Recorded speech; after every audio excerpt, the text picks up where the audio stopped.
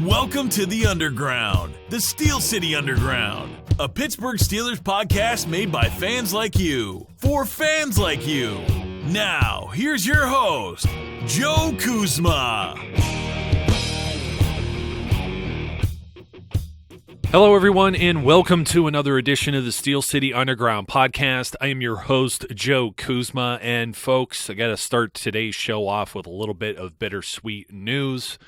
Steelers chairman Dan Rooney has passed away, age 84, Pro Football Hall of Famer, certainly a legend not only in the city of Pittsburgh, but known throughout the entire National Football League for his and his family's contributions. Definitely one of the first families of the NFL.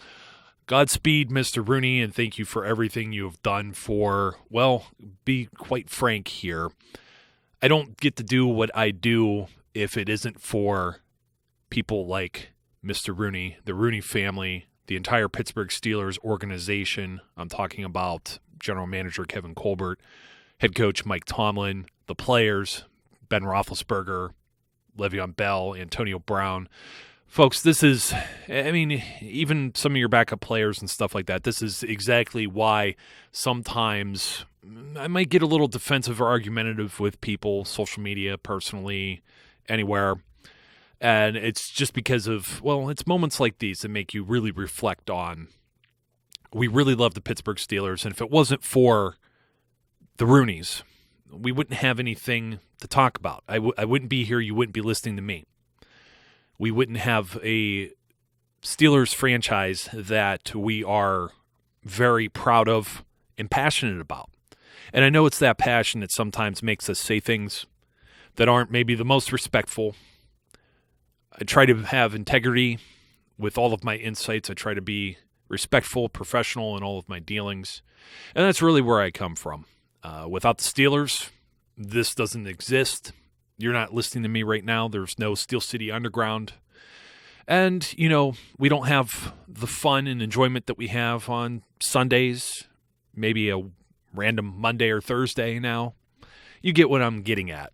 And there's a long line of people who will also probably be hearing from in the coming days, as I'm sure this is going to be just everywhere, especially those that are close to home in Pittsburgh and those that were close with the franchise. So there's many lives that are touched. I didn't know Dan Rooney personally, but I did have a chance to see him once enter the Pro Football Hall of Fame. He was on hand, in person, walking just like any other random just like myself, because I could have literally reached out and touched him. And I think I've told this story before. Like, everyone parted the sea for him, John Madden, some of the older, I don't want to say necessarily old timers, but you know what I'm saying here.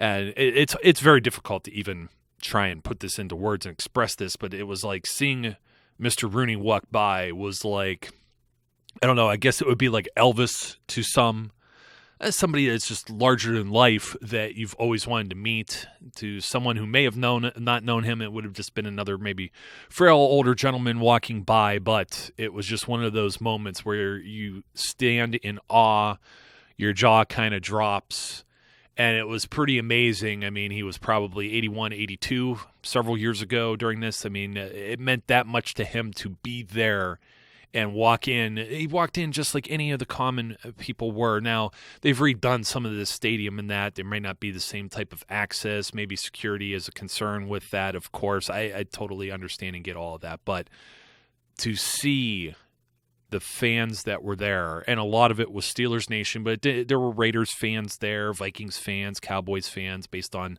the players that were going into the hall that night.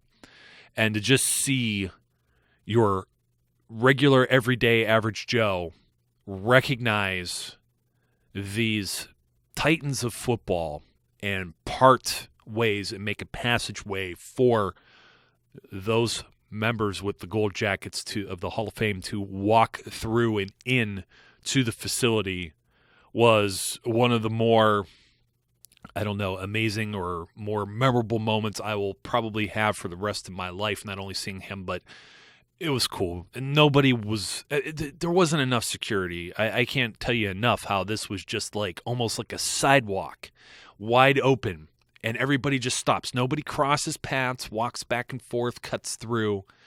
Everybody just kind of, hey, give these guys some room to walk through. And I felt proud to be part of that, standing like right there. In fact, my cousin fist bumped Chris Carter, former Ohio State and Minnesota Vikings wide receiver. And that's just how close we were to all of this. So Godspeed, Mr. Rooney. It's kind of tough to follow that up and talk about any type of official business, especially when I do want to get into some draft stuff today. And I kind of promised I was going to have Brian on with me, and we were going to promise not to talk quarterbacks too much more, but we didn't actually talk about any of the players. We didn't talk about the Steelers targeting, but I wanted to kind of follow up on something I wrote on SteelCityUnderground.com. I had a hot take, and this is just kind of a buzzword. Everything we write is an opinion piece, right? But I think when it's such an outlandish, crazy, and wild idea, you have to preface it with something in front of it, or you get taken to the cleaners like we did for the April Fool's articles by a few folks that did not have a sense of humor.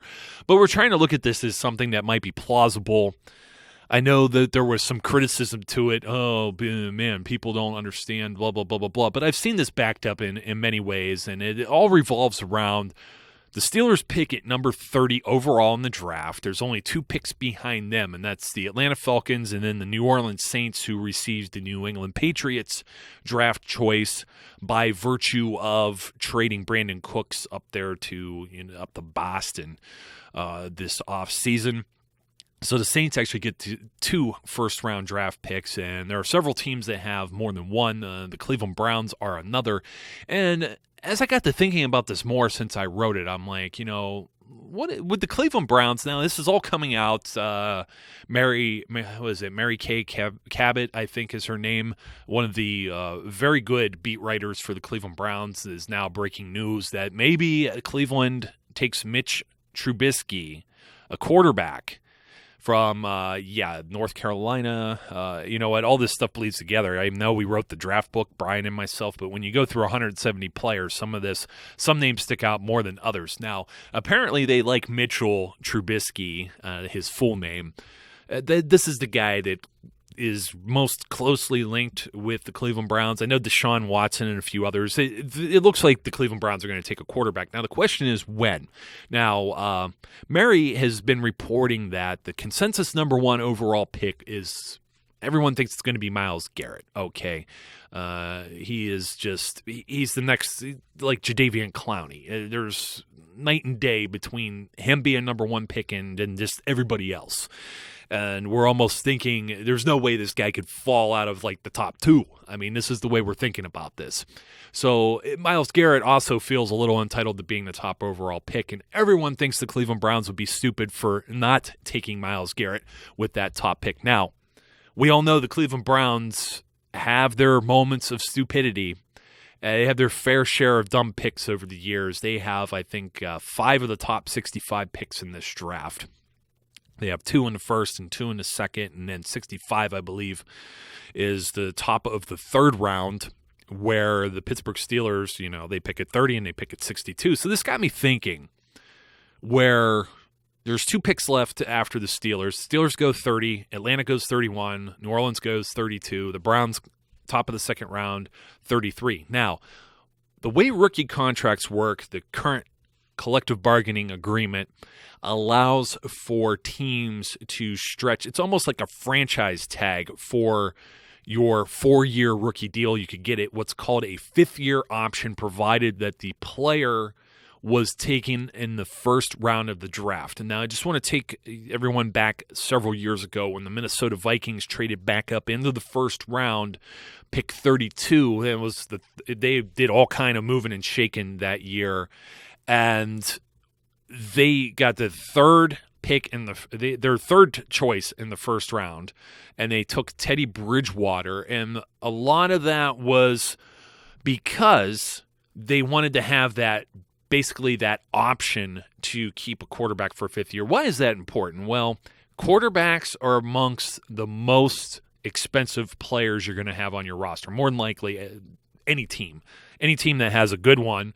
And if you are, let's say, look at the Dallas Cowboys, for example, and what they're dealing with the cap and everything now.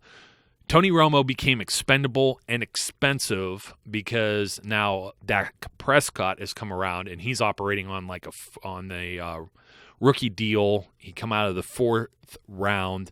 The Seahawks did this. You saw the Seahawks had a Super Bowl run there where they were in back-to-back years. They had Russell Wilson taken out of the 3rd round, extremely cheap quarterback option, and basically that allowed them to use money in other places. Now, they also lucked out with some other picks like Richard Sherman getting picked in the 5th round. They had a couple decent drafts there where they got some depth, and they were able to put their money in other places. Now they have to pay up some of those players. It is a short window, and these rosters turn over very quickly. What we could see is a scenario. Now, Brian and myself have beat this to death about how we don't like a quarterback this year. We really don't like a quarterback to the Steelers. We've given every reason why the Steelers won't take one, but it doesn't mean this position, as I mentioned in a different show, doesn't mean the position of quarterback is not important to the Steelers' plans, okay? There could be other teams that are looking at the end of that 1st round, looking at the Steelers pick at 30 and wanting to make a deal with the Steelers. Now, initially, I made this hot take with the Cleveland Browns, and it was really a hot take because you usually do not trade within your own division. I mean, Cleveland and Pittsburgh have traded a few times over the last several years. There was a trade for a 4th rounder for Shamarko Thomas. What was that, 2013, 2014? That was the Cleveland Browns pick initially, and the Steelers moved up in order to get that. There was a swapping of picks there, future picks, etc.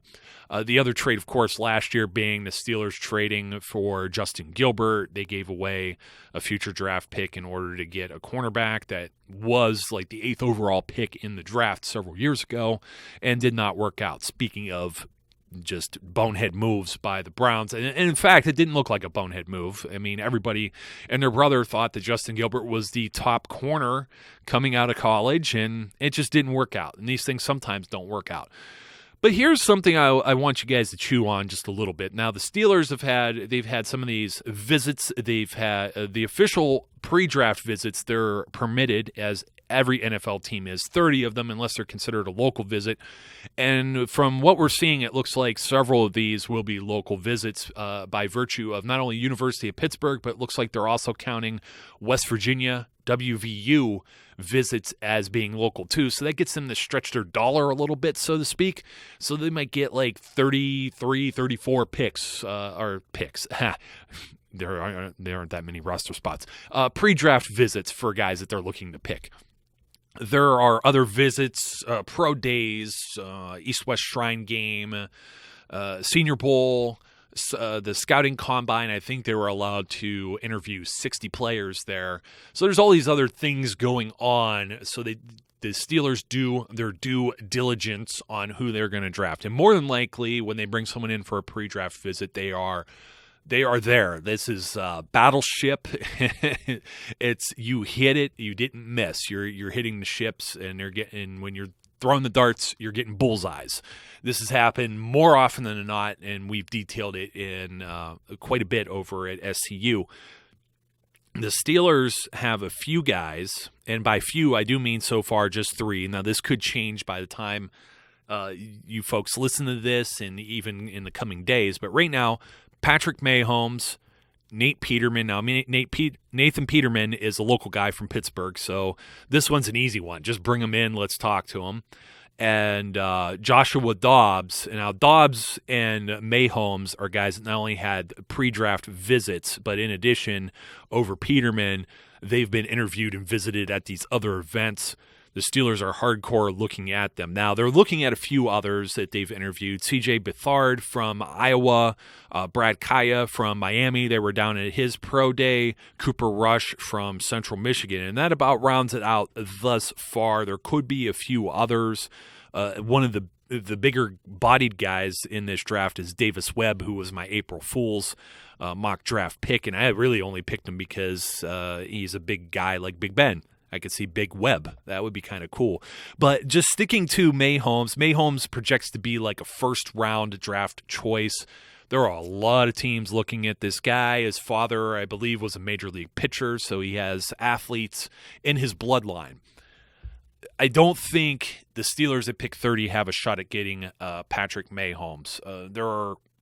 The Arizona Cardinals are strongly linked to him, for example. That's if he doesn't go to one of these other quarterback-starved teams I'm going to mention here in the coming moments. You got to assume that the Cleveland Browns are going to do something with picks 1 and pick 12. If they do not, I think this becomes a cat-and-mouse game. And it's going to become a cat-and-mouse game, especially with a team like the Arizona Cardinals looking at Carson Palmer getting older.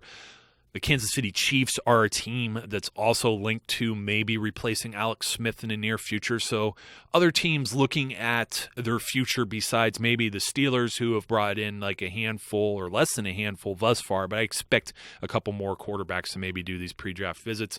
They're going to do their due diligence, the Steelers will, and see if these are any guys they should bite on. We still don't agree with the first-round pick for that, but what if the Steelers were able to parlay that into moving back? Now, why would they be able to do that, and why would a team want to move up? Well, you have to look and see where everyone else is drafting here. And I'm going to pull up my handy-dandy chart that I already made. I kind of overlaid some of this year's picks with the values given from Walter Football, which is what I used for this piece. Now, just to understand how this works, Walter Football has used some sort of formula, whether it's official or not. I think every team in the NFL has their own feeling on what they will trade a pick for, what is valued. So, for example, on their specific chart, they want to say that the top pick overall in the draft is worth 3,000 points as far as a value assessment. That drops to 2,600, 2,200, 1,800, 1,700, and therefore through the top 5. By the time you get to pick 16 is at 1,000. You're into just 3 digits as you get down to the Steelers. Their pick is worth 620. So if this gives you an idea, if the Steelers wanted to go and move up to pick number 1 in the draft, there would be some sort of assessment on probably what their 2018 pick might be. If you think they're going to win the Super Bowl, then that would be pick 32, and it's only worth 590 points. And that's not going to get you very far in the first round. You basically have to throw away the whole draft, which is what the Rams did. They gave their future away. The Eagles gave quite a big chunk of their future away as well to move up to picks 1 and 2 in last year's draft. That's so you get something equal. Obviously, you take 3,000 minus 620, and you're going to end up somewhere with about 2,400 points or so to make up. Now, it isn't perfect, but in most real-world situations, and this was documented when the Seahawks had made these various trades and traded back out of the first round, or other teams have done so in the past, teams trading up, 49ers, whatever it may be, and gaining additional picks, they kind of have to equal the same amount. So if you're giving up pick 10, and let's say the Browns is a good example here at pick number 12 for 1,200 points, the Steelers would have to give up enough draft picks that would be in the ballpark of 1,200, and depending on how much Cleveland valued that, those picks might be worth more than 1,200. In some cases, they've paid less than that, and that's where they've always talked about the value of moving up or down in the draft. Now, this isn't to say that they will or will not, but this is just kind of an exercise in what could happen.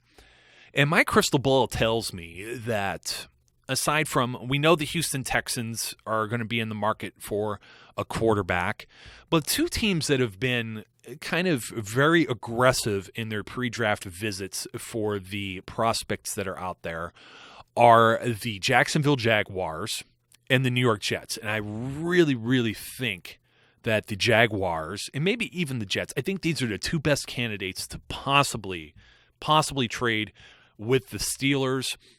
Yes, even more so than my hot take of the Browns, because I don't see the Browns trading within their own division, but I do think the Browns, with 11 picks in this draft, they have enough ammunition to do what they want. Now, they can take who they want, whoever they want, number 1 overall. I think they would be stupid to pass on Myles Garrett. I also think they would be dumb if somebody falls out of that top 10. Like, I don't think Mike Williams will. as a wide receiver, but he's the consensus number one receiver overall. They could be looking at a tight end. A lot of people like O.J. Howard. You could even maybe see them going double dipping on defense. So my point is if somebody else is there and they don't value these quarterbacks very high, like myself and Brian, and also throw a few more names out there, Eric Herman and Zach Celedonia and Nathaniel Bodner, these guys, everybody that's a contributor over at Steel City Underground. We talk about this stuff daily. We are like draft nuts right now. And this is basically where I'm coming from with this. I'm looking at the Steelers with pick 30, 620 points, and I'm thinking, if the Browns, let's say these teams don't take someone with their first-round picks as far as a quarterback, they're going to wait and see what's left over. They're going to wait and see, maybe we could take somebody in round 2, like the Oakland Raiders did with David Carr. Now, they won't get the fifth-year option there, and some people like to say maybe a team like the Steelers won't give up their pick because they want that fifth-year option on whatever player they take. Let's say it's a defender. A lot of people criticized the Steelers last year because they didn't trade back. Everyone saw the Denver Broncos swept in right after the Steelers picked, and they went after Paxton Lynch. Now, that may have been a reaction to the Steelers not taking Paxton Lynch. A lot of people were thinking the Steelers could have went quarterback last year, number 1 overall. A lot of people thought that Paxton Lynch was a fit for Pittsburgh, but it didn't work that way. I think Pittsburgh was also a little wary of, I believe the Chiefs were picking right behind them, or somebody else. I'm trying to remember. I think it was Kansas City was one of the teams, but there were 1 or 2 teams that looked like they could definitely go corner, and they went after Artie Burns, and that's the end of the story. But let's say at pick 30, you have 29 players already off the board, and you're going after maybe the 3rd, 4th, 5th best edge rusher. You don't know exactly. You're looking on your board, and there's 3 or 4 names up there, and I said I'd be very excited if quarterbacks were going. But let's say quarterbacks don't go. This happened a few years ago. E.J. Manuel was the only guy that went in the first round, and we saw how that turned out. Geno Smith fell out of there and a few others. And you got some teams that are, like I said, really aggressive. They're looking at this, but they're also looking at other positions of need. And maybe at pick 4 and pick 6, they think, well, you know what, this Patrick Mahomes or this Mitch Trubisky and a few of these other players, these aren't guys that we're necessarily looking to take that high. There's too much value to that. But we have enough picks, or we have enough in our piggy bank here that maybe we could switch with a team like Pittsburgh. And they may have to do it because if Cleveland says we're going to pass with pick 1, we're taking Myles Garrett, comes back around the pick 12, and they're saying, you know what? We're going to pass again. We are not going to take a quarterback. We have another position in need, whatever it be. Tight end, wide receiver, a corner. They need pieces, obviously. They won 1 game last year. The Browns are going to pick again at pick 33. Now, they could jump up for that 5th-year option.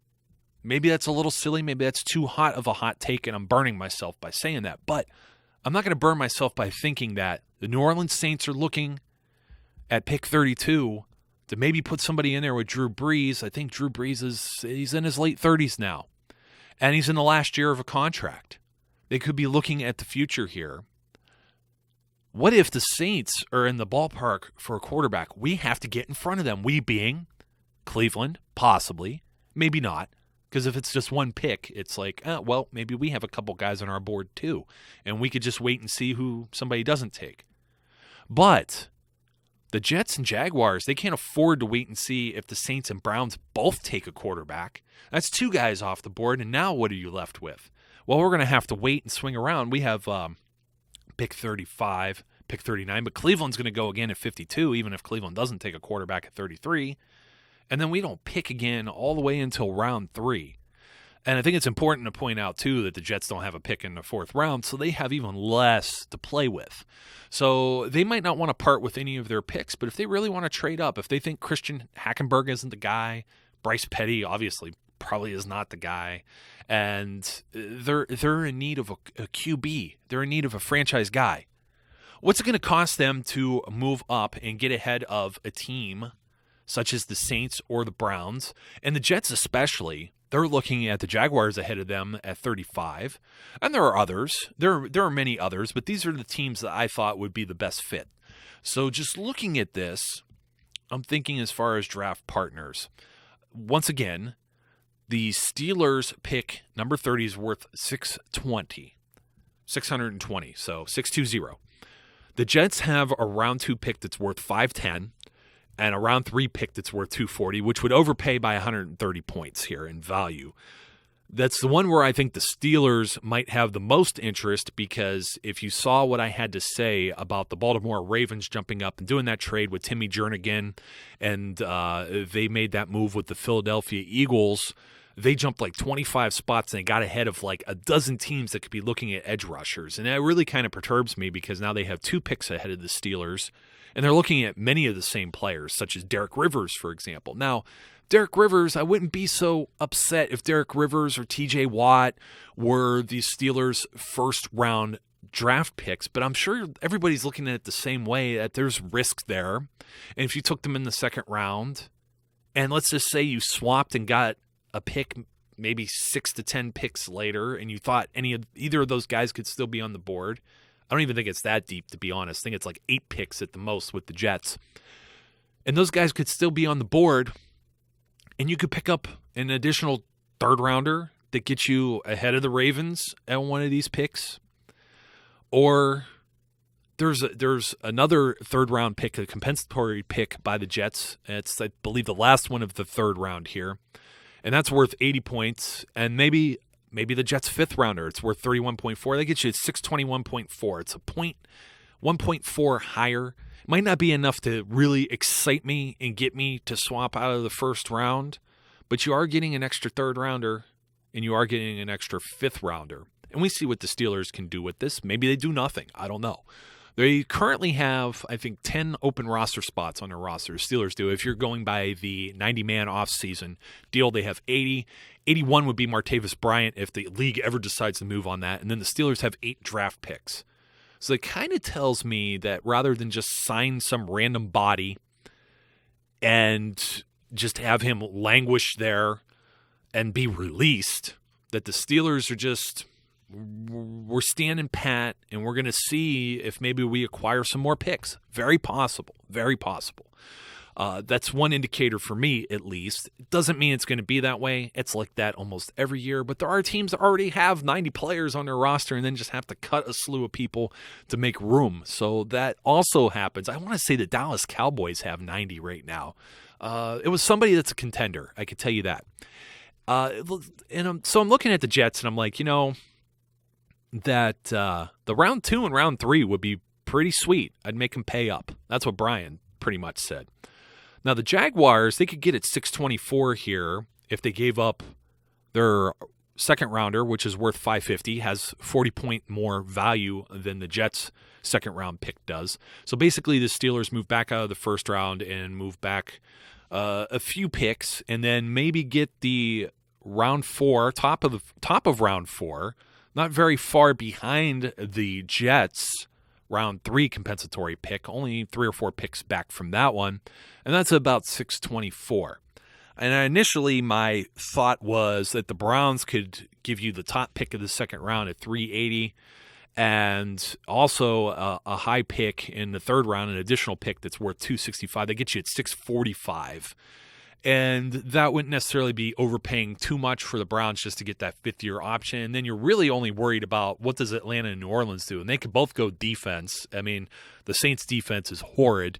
And we know there's a defensive-minded coach. He's kind of like almost like following in the same footsteps of Mike Tomlin and Dan Quinn.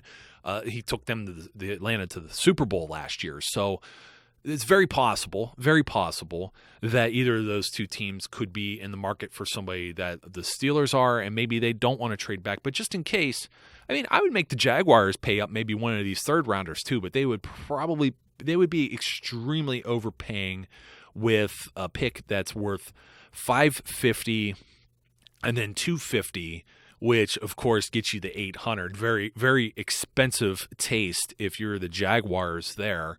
But you know what? Never say never here. I'm just trying to get your mind thinking a little bit about, is it worth trading back and what might still be there? So going from pick 30 to 39 with the Jets, or going with the Jacksonville Jaguars are just 5 picks back with 35, or the Browns with 33. That's possible. The Browns also have 52, like I said. I think that gets you a little bit too far back, too far removed from those borderline first-round type players the Steelers might be looking for. I'm thinking it's going to be a corner. I'm thinking it's going to be an edge rusher, someone of that nature. But then again, we're really crossing our fingers and hoping that either style of the players that we really like, somebody that has like an injury like Sidney Jones right now, or Fabian Moreau. We think Fabian could even go in the 3rd round. But we're thinking Sidney Jones was a lock for a first rounder until he got hurt. Can he contribute? Is that somebody that you want? Is Derek Rivers, a guy from Youngstown State, a small college, an FCS school, formerly 1AA for us old-timers, as we remember it, is that somebody, even though he owns like the school records for sacks, he's killing it with the combine, is that somebody you would feel more comfortable using the 30th overall pick on, or the 52nd overall pick if he's there? We don't even know that he will fall to 62, but we've seen stranger things have happened in these drafts. This is something that I think could be explored. It's plausible. Not going to say it's going to happen. Maybe this is just another hot take. Until next time, be safe, be good, and we'll catch you later. We would like to thank you for listening and remind our listeners to follow us on social media and our website, www.steelcityunderground.com.